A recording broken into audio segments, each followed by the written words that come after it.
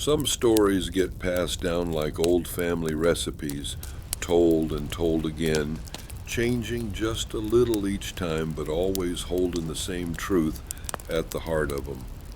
And then there are the stories the mountain keeps for itself, the kind that ain't written in no book, the kind you only hear sitting close to the fire on nights like this when the wind moves through the trees just right. This is one of those stories. The story of a man who didn't just hear the wind. He listened to the mountain.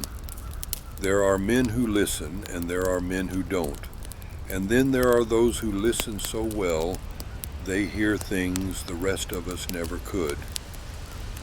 That was Henry Crowe. Henry wasn't like most folks. He didn't say much unless there was something worth saying. He'd spent his life working in the woods, logging, hunting, living by the seasons. But more than anything, Henry listened to the wind, to the trees, to the way the earth shifted underfoot. And if you asked him, he'd tell you plain as day, the mountain talked back. Not with words, no, but in the way a storm rolls in heavy before the first drop of rain ever falls, in the way a creek hums just before the floodwaters rise. Folks didn't always take him serious until the day the mountain proved him right. Back in the late 1800s, when the Bonny Blue Mine was running full steam, men went underground every day to pull coal from the belly of the earth.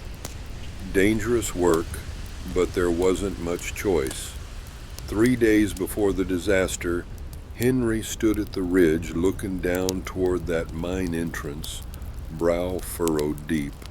"She's groaning," he muttered, almost to himself. "That seems weak. Too much weight pressing down on her." Folks shook their heads, chuckled under their breath.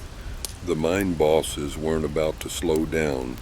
Not for some old man's feelings about the ground beneath his feet, but Henry didn't laugh. He just sighed, shook his head, and walked away. 3 days later, the earth shuddered. The explosion rocked the holler, sent birds flying from the treetops. The mountain swallowed 86 men that day. They never came home. And Henry? He didn't say, "I told you so."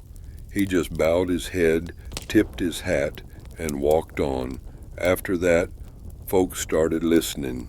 One summer, he told Sheriff Miller to keep his boys off the Lost Creek Bridge.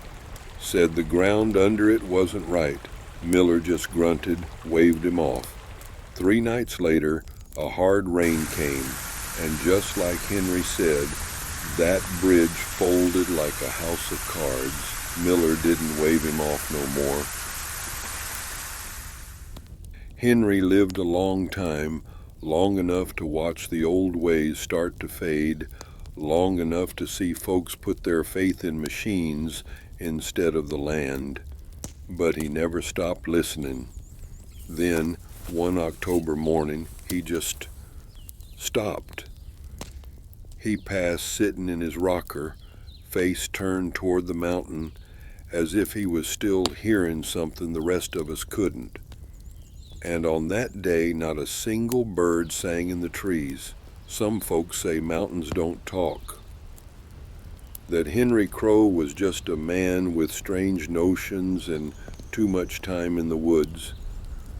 But those of us who ever stopped to listen, to really listen, we know better, and on some nights when the wind moves just right through the hollers, folks swear they still hear him. Thank y'all for listening to this story from the mountain. If you enjoyed it, be sure to like, subscribe, and share so more folks can hear these tales.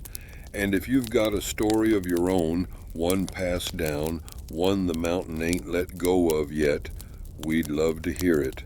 Until next time, keep listening.